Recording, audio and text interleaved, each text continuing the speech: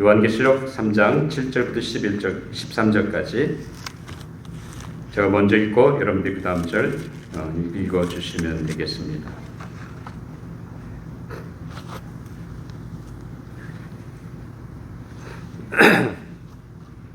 제가 진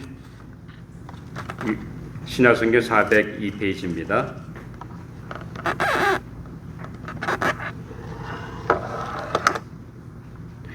빌라델피아 교회 사자에게 편지하라. 거룩하고 진실하사 다윗의 열쇠를 가지시니 곧 열면 닫을 사람이 없고 닫으면 열 사람이 없는 그가 이르시되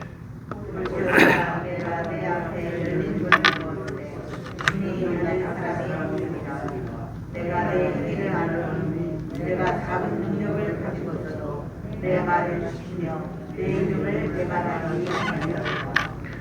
보라, 사탄의 해당 곧 자칭 유대인이라 하나 그렇지 아니하고 거짓말한 자들 중에서 몇을 내게 주어 그들로 와서 내 발 앞에 절하게 하고 내가 너를 사랑하는 줄을 알게 하리라. 내가 나에게 말씀을 주셨은즉 내가 또한 너를 지켜 시험의 때를 면하게 하리라. 이는 장차 온 세상에 임하여 땅에 거하는 자들을 시험하게 하리라. 내가 속히 오리니 내가 가진 것을 굳게 잡아 아무도 내 면류관을 빼앗지 못하게 하라. 그와 결코 나가지 아니하리라.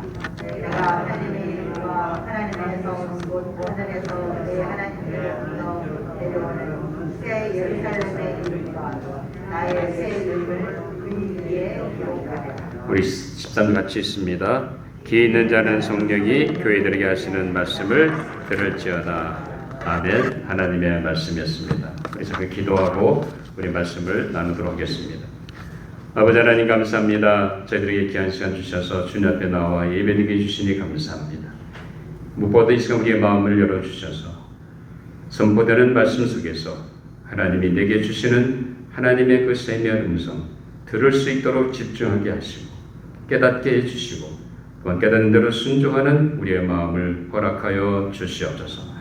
오늘도 부족한 종을 세워주사오며 말씀의 도구로만 사용해 주시고 이 시대에 우리에게 주고자 하는 말씀을 잘 대원할 수 있도록 성령님 제 마음과 생각과 입술을 주장하시고 인도하여 주시옵소서. 감사하며 예수님 이름으로 기도하옵나이다. 아멘.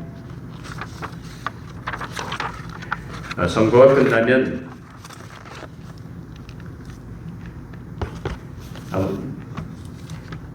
승자, 패자가 한가름이 나게 됩니다. 패자는 그 결과에 승복하고 그리고 그 승자를 인정해 할 수 있어야 합니다. 또 스포츠 경기도 마찬가지입니다. 물론 때로는 무승부로 끝나는 경기도 없지 않아 있습니다. 그러나 승자가 일반적으로 승자가 있고 패자가 있게 됩니다.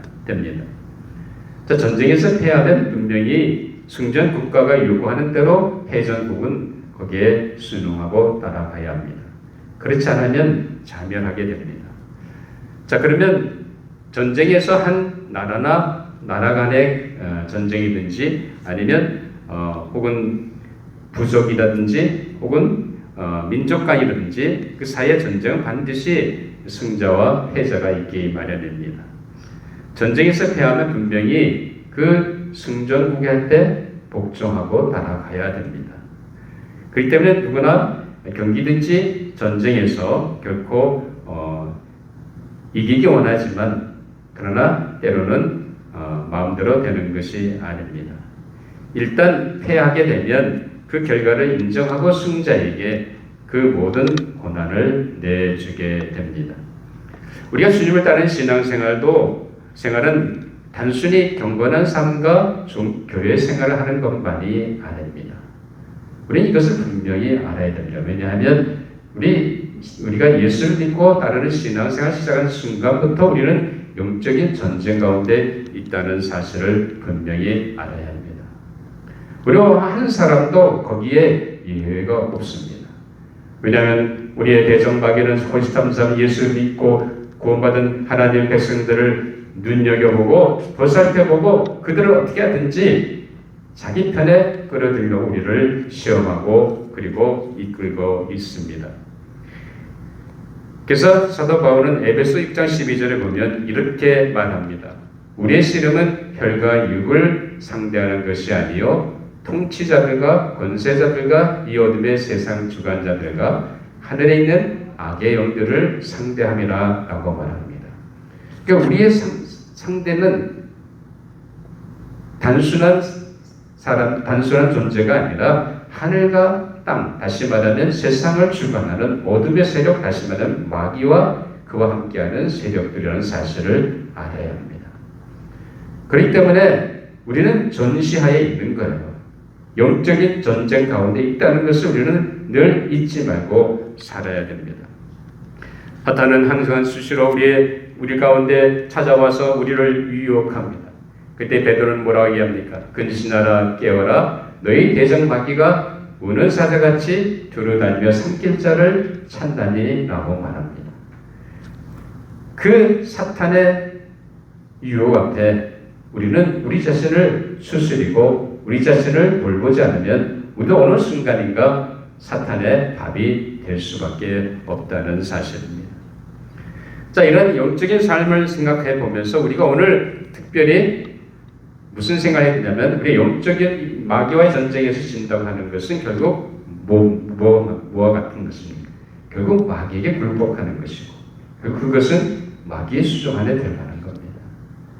우리가 죄에서 사함받고 건짐받고 자유함을 얻었지만 다시 우리가 죄 가운데 빠지게 되고 사탄의 밥이 된다고 한다면 결국 우리는 다시 죄의 수중, 마귀의 수중에 될 수밖에 없다는 사실입니다.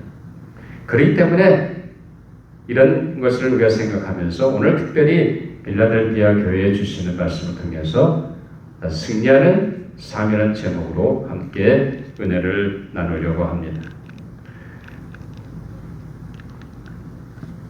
자, 우리 빌라델비아 교회 아마 여러분들이 잘 아시는지 모르겠습니다만 서마다 교회 마찬가지로 이 7교회 중에 칭찬만 받은 교회가 중에 한 교회가 바로 이 빌라델비아 교회였습니다. 근데 이 빌라델비아 교회는 이 지역은 사실 하산이라든지 지진이 많이 일어나는 곳이기 때문에 빌라델비아 지역에는 농업하든지 목축하는 사람들이 주로 사는 동네입니다. 도시라고 할 수가 있겠죠. 그리고 그러다 보니까 고층 건물이 없고 그런 농업과 그런 것만 하다 보니까 농민들이 모여 사는 그런 작은 도시였습니다. 근데 이곳은 아마 포도 생산에 유명한 곳입니다. 그러니까 포도를 재배하고 그걸 통해서 포도주를 만들고 하는 것이 되겠죠. 그래서 이걸 주민들은 디오네시스라고 하는 술신, 다시 하는 주신이라고 하죠. 술주자, 주신을 섬깁니다. 그래서 이 디오네시스 그 신전에 가서 그들이 섬기는 주신한테 제사를 드리면서 거기서 음식을 먹고 그리고 춤을 추면서 향락에 빠지는 동네가 바로 이런 동네였습니다. 자, 이런 분위기 속에서도 빌라델비아 교회 성도들은 평소에 승리하는 신앙의 삶을 살아가는 것을 보게 됩니다. 이들은 신앙생활 역경 속에서도 조금 더 끝까지 흔들리지 않고 승리하는 삶을 살았습니다. 자, 사탄의 해당 즉 하나님을 믿는 자칭 유대인이라고 하면서 종교의 팔을 쓰고 그리고 거짓된 신앙을 얘기하는 그 사탄의 해당의 사람들이 있었던 곳입니다. 근데 주님께서 무슨 얘기를 합니까? 자, 우리 한번 오늘 본문 9절 한번 같이 또 읽어보죠. 시작. 보라 사탄의 해당 곧 자칭 유대인이라 하나 그렇지 아니하고 거짓말하는 자들 중에서 몇을 내게 주어 그들로 와서 내 발 앞에 절하게 하고 내가 너를 사랑하는 줄 알게 하리라. 자칭 유대인이라 하면서 하나님 믿는다고 그 선포하면서 그들은 종교의 탈을 쓰고 가짜 신앙을 얘기하고 있다는 거예요. 그들을 하나님이 불러내서 그들이 이 빌라델비아 교인들 앞에서 엎드려 절하게 하게 하셨다는 거예요. 다시 말하면 빌라델비아 교회 성도들의 삶은 승리하는 삶을 살아갔던 귀한 믿음의 성도들이었습니다. 그것을 주님은 아시고 그렇게 칭찬하고 계신 것을 보게 됩니다. 어떻게 사탄의 해당에 속해 있는 자칭 위대한 그런 사람들이 도리어 그들 앞에 와 엎드려서 굴복하고 그리고 빌라델피아 교회 성도들의 엄청난 신앙의 모습을 우리가 볼 수가 있습니다. 그렇다고 한다면 어떻게 이 빌라델피아 교회 성도들이 승리하는 삶을 살았습니까? 오늘 우리가 이 말씀을 통해서 구체적으로 우리 삶 속에 우리가 어떻게 승리하는 삶을 살 것인지 살펴보도록 하겠습니다. 자, 우선 첫 번째, 신앙생활의 승리는 어디 있습니까? 내가 주님의 말씀에 순종하는 데 있다는 사실입니다. 우리가 하나님의 말씀을 순종하지 아니하면 우리 신앙 결코 승리할 수가 없습니다. 그렇기 때문에 가장 중요한 것은 다른 것이 아니라 주님의 말씀에 순종하는 겁니다. 오늘 이 계시록 3장 8절에 보면 뭐라고 얘기합니까? 한번 같이 읽어보시죠. 볼지어다 내가 내 앞에 열린 문을 두었을 때 능히 닫을 사람이 없으리라. 내가 내 행위를 아노니 내가 작은 능력을 가지고서도 내 말을 지키며 내 이름을 배반하지 아니하리라. 자, 이 빌라델피아 교회 성도들은 상당히 외형적으로 볼 때나 혹은 사회적으로 볼 때나 정치적으로 볼 때나 그럼 그 지역사회에서 볼 때 상당히 적은 능력을 갖고 있는 사람들입니다.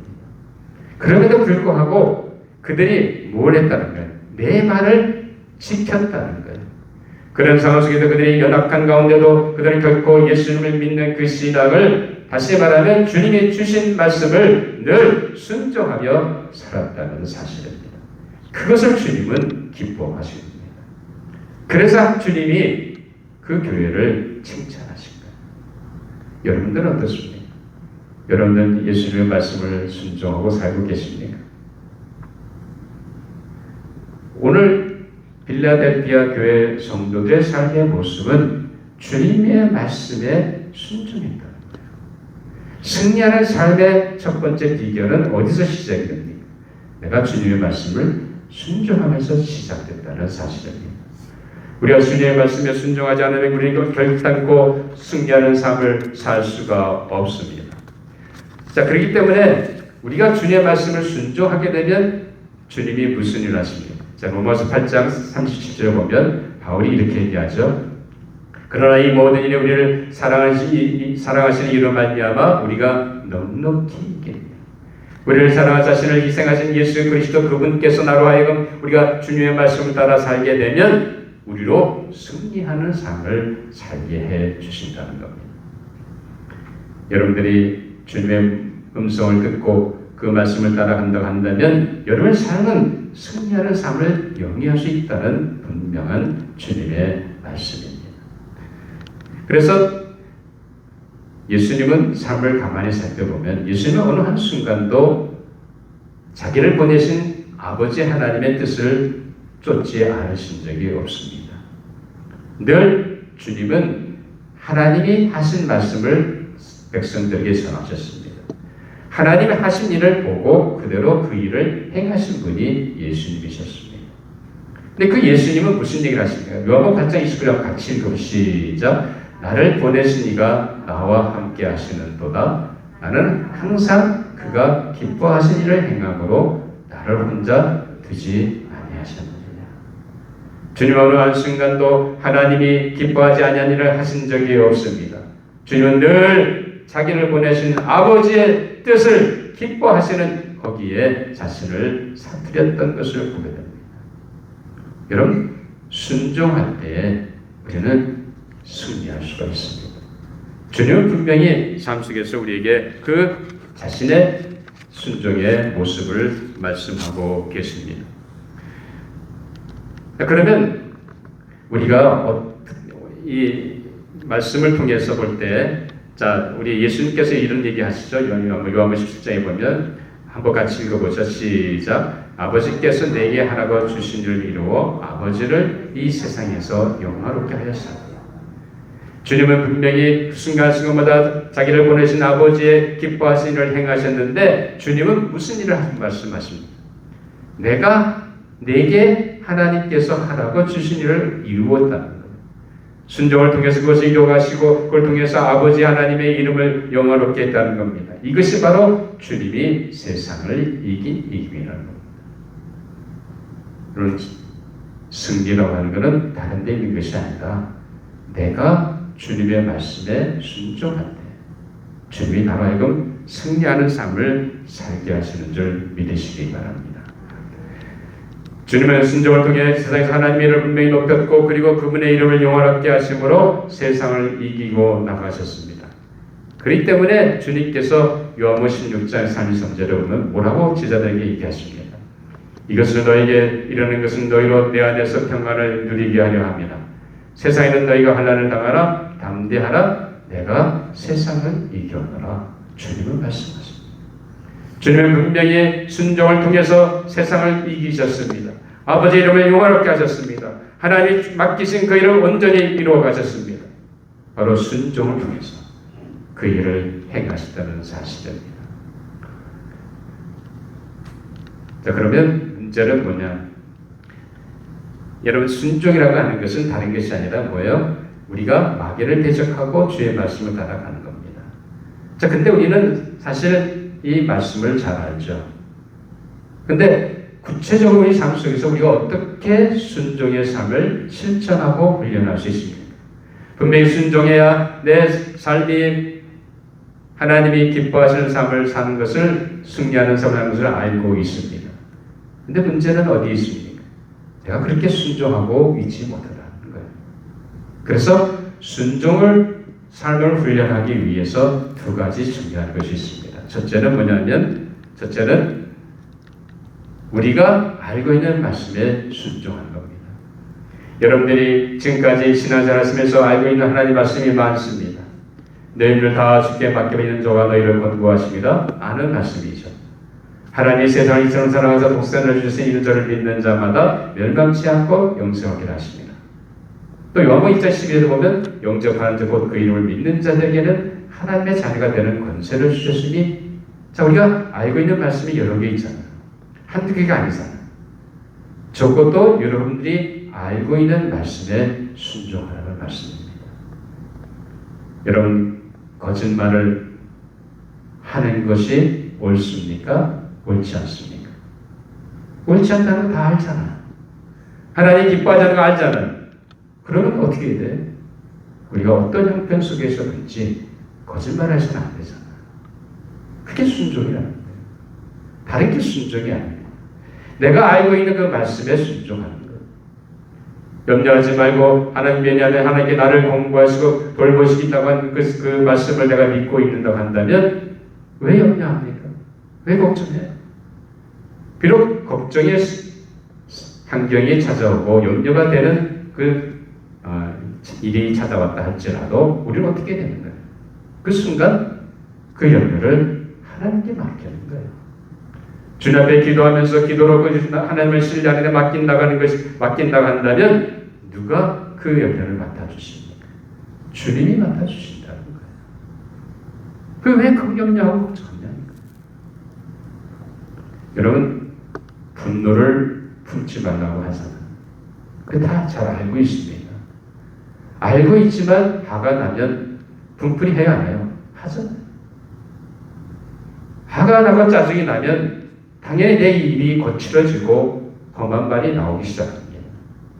그럼 순종하는 사람은 어떻게 됩니까? 그 순간 호흡을 잠시 멈추고 다시 심호흡을 하면서 뭘 해요?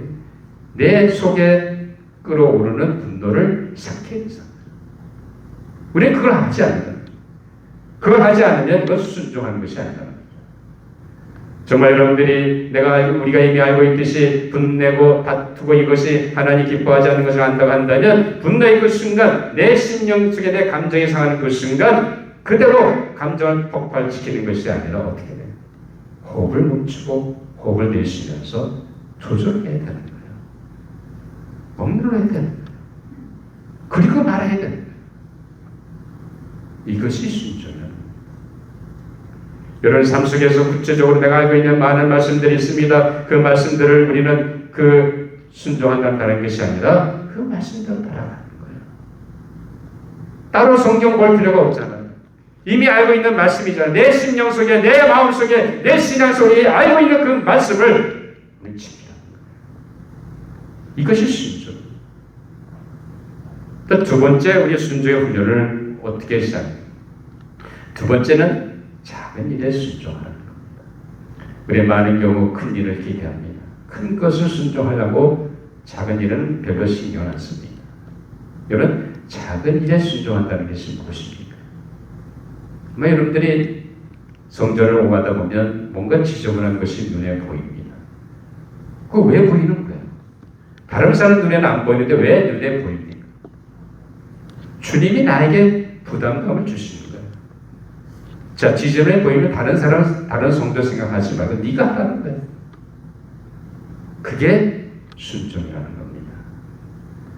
자, 선교의 마음을 하나님이 주셔서 선교의 부담감을 자꾸 주셔서 나도 이제 선교를 해야겠다 생각이 됐습니다. 그래서 선교를 하려고 작정을 하고 이제 돈을 헌금을 쓰다갔는데 보니까 갑자기 무슨 생각이 들어요? 돈이 아까운 생각이 드는 거예요. 그러니까 안 하고 다른 성도가 하겠지. 그러면 여러분 뭐가 주님께 순종하는 걸 생각하십니까? 분명히 주님께 내 마음속에 선교에 대한 도전을 주신 것은 다른 것이 아니라 나로 하여금 그 일을 하라고 부담감을 주셨다는 사실입니다. 주님이 내 마음속에 부담을 주신 건 다른 것이 아니라 뭐예요? 그 일을 하라고 하시는 신호입니다. 저 성도를 볼 때 뭔가 내가 해주고 싶은 마음이 생깁니다. 뭔가 해줘야 됩니다. 그게 뭐예요?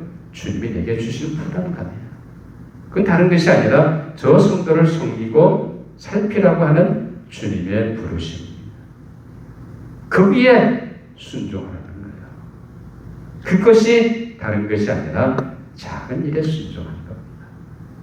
여러분이 작은 일에 순종할 때 우리는 더 큰 일을 맡게 됩니다. 주님은 달란트비에서 분명히 말씀하시죠. 마태복음 25장 21절 같이 읽어보시죠. 그 주인이 이르되 잘하였도다 착하고 충성된 종아 내가 적은 일을 충성하였으면 내가 많은 것을 내게 맡기리니 내 주인의 즐거움에 참여하시려다 하고 작은 일에 내가 순종할 때 나로 하여금 주님이 더 큰 일에 순종하게 하는 놀라운 역사가 일어날 줄 믿으시기 바랍니다. 주님이 여러분 마음속에 주시는 부담감 그걸 결코 팽개치지 마시기 바랍니다. 그것이 성령님이 여러분에게 말씀하시는 거예요. 하나님이 내 마음속에 주시는 부담감은 바로 하나님이 나로 하여금 그 일을 하도록 하신다는 사실입니다. 그렇다고 한다면 즉시 순종입니다. 즉시 해야 됩니다. 이렇게 우리가 하나님 앞에서 작은 일에 또 내가 평소에 하나님께서 신앙생활을 할 때 우리는 비로소 이 세상에서 승리하는 삶을 영위할 수 있는 줄 믿으시기 바랍니다. 자, 두 번째, 우리가 어떻게 승리하는 신앙의 삶을 살 수 있겠습니까? 두 번째는 예수 그리스도의 이름을 믿는 신앙을 배반하지 않는 겁니다. 여러분, 오늘 세상에서 예수님의 이름처럼 소중한 이름이 어디 있습니까? 예수님은 우리의 구세주이세요. 예수님은 내 인생의 주인 되시는 분이십니다. 그 예수님은 지금 하늘과 땅의 모든 권세를 얻으신 분이십니다. 그 예수님의 이름을 믿는 신앙을 갖고 있는 우리가 그 믿음을 결코 배반해서는 안 됩니다. 우리가 신앙생활을 승리한다는 것이 아닙니다. 내가 믿는 예수 그리스도에 대한 그 신앙을 끝까지 지키는 겁니다.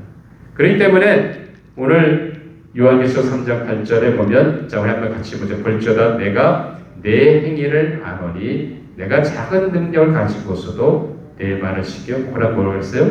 내 이름을 배반하지 아니하리라. 필라델피아 교회 성도들은 어느 한순간도 예수 그리스도의 그 이름을 배반한 적이 없습니다. 그들은 끝까지 그 예수의 이름을 붙잡고 승리하며 나갔다는 사실입니다.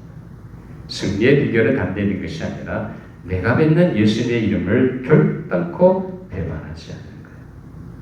이런 신앙의 모습들이 여러분 삶 가운데 있게 되기를 주님의 이름으로 축원합니다. 자, 그러면 바울은 분명히 예수님의 이름에 대해서 얘기하죠. 이름으로 하나님이 그를 지극히 높여 모든 이름에 뛰어난 이름을 주사 하늘에 있는 자들과 땅에 있는 자들과 땅 아래에 있는 자들로 모두 무릎을 예수 이름에 꿇게 하시고 모든 입으로 예수 그리스도 주라 하시나요? 하나님 아버지께 영광을 돌리게 하셨네요. 그 존귀하신 이름, 그 이름은 어느 한순간도 사라진 적이 없습니다. 그 존귀하신 이름 가진 주님이 바로 나의 구세주라. 그 주님이 내 인생을 다스리시는 내 인생의 주인이라는 사실입니다. 우리 어느 한순간도 이것을 놓쳐서는 안 됩니다. 그걸 붙잡고 나가는 순간 우리는 분명히 세상을 깰 수 있고 마귀의 대적을 물리치며 승리할 수 있습니다. 이런 승리하는 삶의 은혜가 우리 모든 성도의 가운데 있게 되기를 주님의 이름으로 축원합니다. 자, 그러면 왜 예수 믿는 신앙이 중요합니까? 사도 요한은 이런 얘기를 합니다. 자, 우리 한번 같이 읽어보죠. 요한일서 5장 4절 5절 시작. 물은 하나님께로부터 난 자마다 세상을 이기느니라. 세상을 이기는 승리는 이것이니 우리의 믿음이라. 예수께서 하나님의 아들이신 믿는 자가 아니면 세상을 이기는 자가 누구냐? 하나님께로서 난 자는 예수 그리스도를 믿는 사람입니다. 그분이 바로 하나님의 아들로서 우리의 구세주가 되시고 주인 되신 것을 믿는 그 신앙을 말합니다. 우리가 그 신앙했을 때 뭘 이겨요? 세상을 이긴다는 거예요. 어느 누구도 감히 침범할 수 없고 어느 누구도 감히 어떻게 할 수 없는 엄청난 은혜가 바로 하나님의 아들 예수 그리스도를 믿는 신앙 가운데 있다는 사실을 분명히 믿으시기 바랍니다. 세 번째, 어떻게 우리 승리하는 삶을 썼습니까? 믿음의 인내로 끝까지 지키는 거예요. 자, 오늘 여기 우리 한번 빌라델피아 교회를 한번 보죠. 3장 11절입니다. 같이 읽어보시죠. 내가 속히 오리니 내가 가진 것을 굳게 잡아 아무도 내 멸관을 빼앗지 못하리라. 내 가진 것을 굳게 잡아 어떻게 하라고요? 네가 너에게 예비된 멸관을 뺏기지 말라는 거예요. 어느 한순간 예수 그리스도 구주를 고백하고 살았다가 이제 그 예수님을 핍박과 환난이 오고 그 신앙을 저버립니다. 그러니까 끝났다는 거예요. 그게 아니라 빌라델피아 교인들은 끝까지 그 주님께서 주신 그 예수에 대한 신앙을 결코 놓치지 않고 끝까지 믿음의 인내로 지키고 살았다는 겁니다. 이것이 바로 신앙에서 승리하는 삶의 중요한 모습입니다. 우리는 결코 어느 한순간도 뒤로 물러가서 이 멸망한 자가 되어서는 안 됩니다. 오직 우리 영혼을 구원함에 이르는 믿음을 가진 자입니다. 그렇다고 한다면 우리 어느 한순간도 뒤로 물러가서 예수 그리스도를 부인하고 우리의 신앙을 초계같이 버려서는 안 됩니다. 우리의 믿음은 그냥 단순한 믿음이 아닙니다. 우리에게는 영원한 세계가 있는 바로 하나님과 함께하는 엄청난 은혜의 역사가 있습니다. 그래서 주님이 무슨 얘기를 하십니까? 다윗의 10살을 가지시니 곧 열면 닫을 사람이 없고 닫으면 열 사람이 없는 그가 이르시되 볼지어다 내가 내 앞에 열린 문을 두었으되 능히 닫을 사람이 없어. 끝까지 예수에 대한 그 신앙을 지키고 믿음이 가지고 나가는 사람들에게 분명히 주님은 무슨 얘기를 하십니까? 열린 문을 주신다. 어느 누구도 그 열린 문을 닫을 사람이 없다는 겁니다. 왜냐하면 주님은 바로 주권자 되신 분입니다. 바로 무슨 말씀하셨습니까? 저는 여러분 3장 12절은 이기는 자는 내가 하나님의 성전의 기둥이 되게 하리니 그가 결코 다시 나가지 아니하리라. 내가 하나님의 이름과 나의 새 이름을 그 위에 기록하리라. 하나님께서 그에게 면류관을 주실 뿐만 아니라 무슨 일을 해주십니까? 하나님의 성전의 기둥이 되게 하신다는 거예요. 이런 엄청난 은혜. 순종하고 그 예수에 대한 이름에 대한 그 신앙을 끝까지 지키는 자에게 임하는 은혜인 줄 믿습니다. 이런 은혜로 승리하시는 모든 성도 여러분이 되시기를 주님의 이름으로 축원합니다. 기도하시겠습니다. 아버지 하나님 감사합니다. 저희들을 이처럼 사랑해 주셔서 하나님의 자녀가 되게 해주신 것 정말로 감사합니다. 이제 우리가 하나님의 택함 받은 자녀로서 주님이 주신 그 말씀에 순종하는 우리의 삶이 되게 하여 주시옵소서. 그래서 우리가 늘 승리하는 삶을 영위할 수 있도록 도와주시고 함께하여 주시옵소서. 무엇보다 주님 주님에 대한 그 믿음을 결코 놓치지 않게 하시고 환난이 오고 핍박은 할지라도 개의치 않아 끝까지 믿음의 정도를 지켜서 승리하는 삶을 삶으로 말미암아 하나님이 이비하신 면류관과 하나님이 원하시는 하나님 성전의 기둥이 되는 엄청난 특권을, 엄청난 은혜를 누려받는 저희 모든 성도들이 되게 하여 주시옵소서. 감사하며 예수님 이름으로 기도하옵나이다. 아멘. 이제 우리 마음을 정돈하시고 성찬 예식을 거행하도록 하겠습니다.